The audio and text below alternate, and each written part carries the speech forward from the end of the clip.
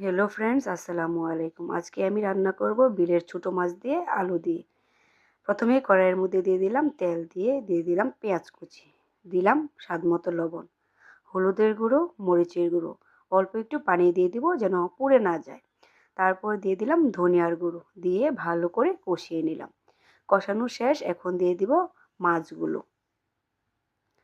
মাছগুলো দিয়ে আবারও কষিয়ে নিব।